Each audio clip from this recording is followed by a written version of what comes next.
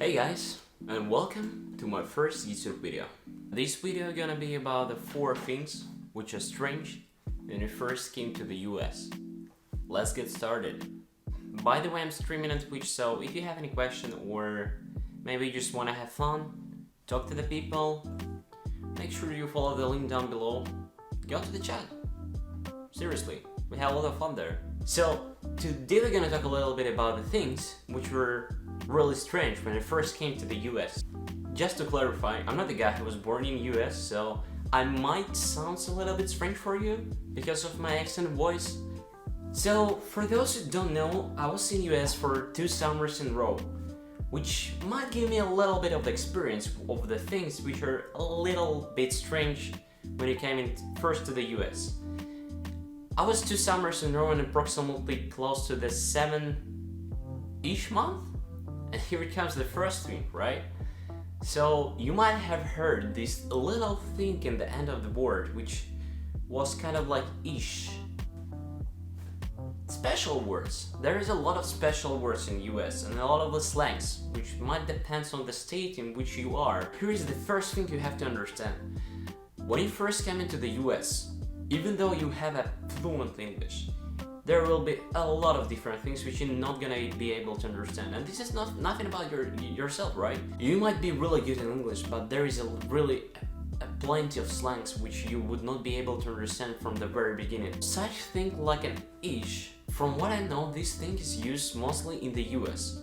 So if you would have a conversation with a guy who's from the US and you just gonna push this little tiny word inside of your conversation, you probably gonna sound for him like you came from one of the states in US. I even had a situation back in Germany when I was talking to the guy, and during the conversation I said something like close to the 50-ish, and that guy was from California. He was like, what the heck, where are you from? That was really funny. So yeah, that is just the one example of the words which you might gonna hear only in the US, or you most probably gonna hear them more often in the US in comparison with different countries, really. Such thing, for example, like a Mountain Dew. I don't know about every state in the US, right? I was only in the Chicago, New York, and the Pennsylvania, but in these 3 states, people saying Mountain Dew instead of Mountain Dew. Look at this. Welcome to Good Mythical More. We're going to taste all of these Mountain Dew Kickstart options here and determine our fave. Another word, like dope. You know, the people saying, yo, that's dope. Which pretty means that this is super cool, something really incredibly cool, fantastic, and you know, all of this stuff. But you're probably gonna hear this word in every American Twitch channel. But man, he put time into that. That little thing here is dope. I love this little text right here. And I love, so this goes behind the text. Dude, that is dope. Let's play that again. Did he, dude, if he made these from scratch, this is amazing. Dude, that's dope. That's dope. I'm pretty sure that you got what I mean. There are plenty and million of the words which sounds like in English, but you're probably not gonna understand them just because you wasn't born in the US. And there is nothing bad about that. You will get the knowing of these words by passing the time. Let's move on to the second thing which were really strange. Tips. Yeah, tips in general. If you are going to the US, you probably hear a really lot of the stories about what was happening with the people who weren't paying the tips. And don't understand me wrong, there is nothing bad about tipping the people. I just do not understand the point that you are obliged to do that. By the way, for those who maybe don't know, you are not obliged by the law to pay the tips in the restaurants and in the cafes and bars in US. However, don't start smiling and thinking, oh, if it's not obliged by the law, I'm not gonna pay that. Oh my dear, you're so naive. It's not gonna work like that.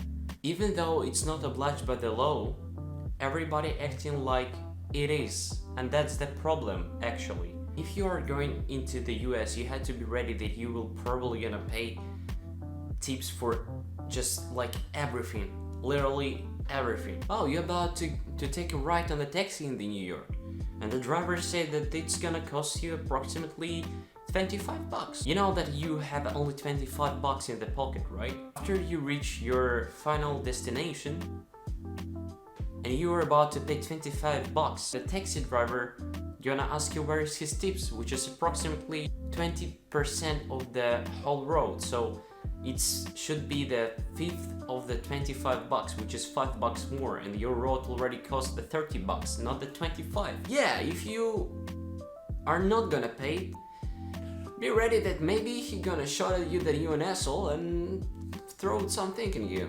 Welcome to the New York. I have to mention that in some restaurants and bars, tips are even included to the final price of everything you have already ordered. Yeah, which doesn't make any sense, right? Because they are not obliged by the law, why should you pay that? But that's the whole point, that's the why this thing is strange. In case you don't want to pay a tips, you will probably need a really good explanation of not doing that.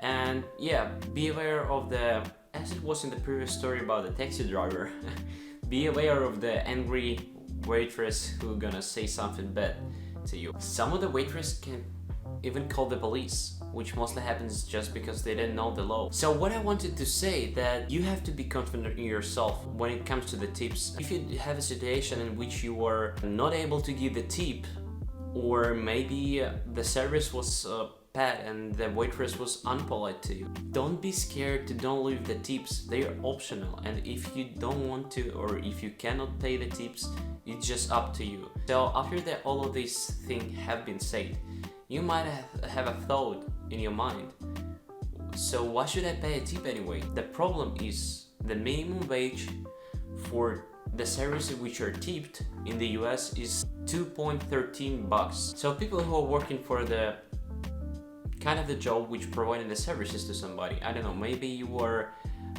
carrying the luggages in the hotel, or maybe you are just a waitress.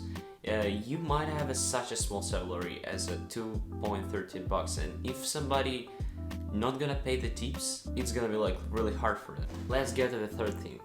So the third thing, which was really strange for me, let's call it transportation probably. Such thing like every teenager has a car in US. I mean, not maybe everyone, but in comparison with my country, the numbers are really super different. I'll give you an example here. After the ending of the workday, the friend of mine who was 17 years old asked me whether I need a ride to my house. And yeah, maybe for those who are living in US, there is nothing wrong without the 16 or 17 years old guys driving the cars. But in my country, people just don't have cars in such age. For me, it was something really abnormal because, you know, she's just 17 years old, but she already drives a car. I'm not sure whether it was her car or her parents, it doesn't matter. The thing is, she's 17 and she's able to ride the car. Was just like, it was super strange. Really, in my country, nobody gonna ride before they're 18 or 19 years old, approximately. But in US, if you're 16, you probably already know how to drive the car, which is more strange. You even had a driving lessons. The good example of this is gonna be that I'm 20 years old and I still doesn't have a driving lessons.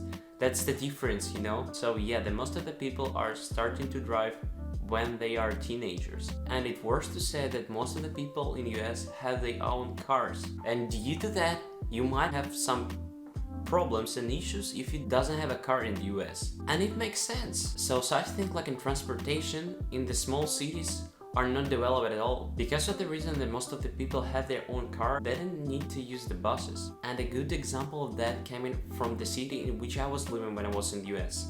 I was living in the Harrisburg, which is pretty small city. I would say with the 50,000 inhabitants up there. So they have only one type of the bus, which is called CAT. I don't say that there is a small amount of the buses in this city, but the thing is it's just going to the one direction once an hour. And that's an issue, you know? Because another thing which is really common for the US, when it comes to the small cities, not the big one as New York, for example, or Chicago, you're probably gonna have the supermarkets outside of the city.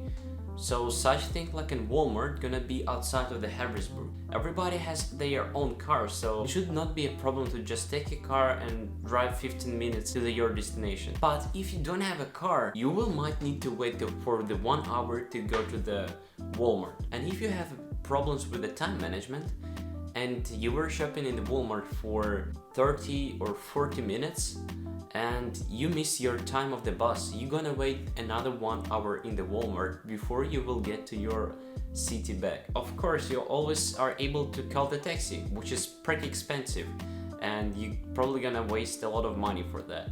But yeah, the transportation problems are still there, and they are not gonna fix it just because everybody has a car, so you don't need to use the bus. Important thing to mention, that things are mostly the problems only for the small cities. For the big city, like in Chicago for example, there are not gonna be any problems with the transportation because you have buses and you have a metro as well, or subway, whatever you call it. So as you can see, it was pretty well. I even have already changed my clothes. So the last but not least, fourth one, let's call it attitude of the people to the foreigners in the US. Of course, you might think, what is wrong with the attitude of the Americans to the foreigners? And the thing is, there is nothing wrong. It is actually the positive thing, and this is what is strange. You can trust me as the guy with a really high experience of the living in the different countries for half of the year, 1 year, and so on. You probably are not able to feel yourself in any country as in the US. And I'll try explaining why. Due to my experience, I could easily say that in the US you probably are gonna feel yourself like you have been born in this country and nobody gonna act to you like you're a foreigner. And I think that this is mostly happens just because the US is the multicultural nation with the, let's be honest, with the all sort of the nations and cultures, and you kind of have a feeling that you're part of the community and the whole society in this country. And this is really unique because in the different countries in which I was living before, I don't have anything against this country, but you're probably not gonna feel yourself like you have been born in this country, because people will have a slightly different attitude to the guys who just came to the country in comparison with those people who were living there for the whole life. This is just the normal attitude of the people and how they act to those who they don't know. But in the US, I didn't have such a feeling that I wasn't from this country. Everybody was acting with me like I was born in this country and I'm part of the society. And this is something really unique and really cool. So yeah, that was my top of the 4th thing which was really strange when I first came to the US. And if you like this video, make sure you smash the like button, because for you it's just the 10 or 11 minutes of video, and for me it's just hours and days of the rendering and cutting the video. Thanks everybody for watching, and I'll see you next time.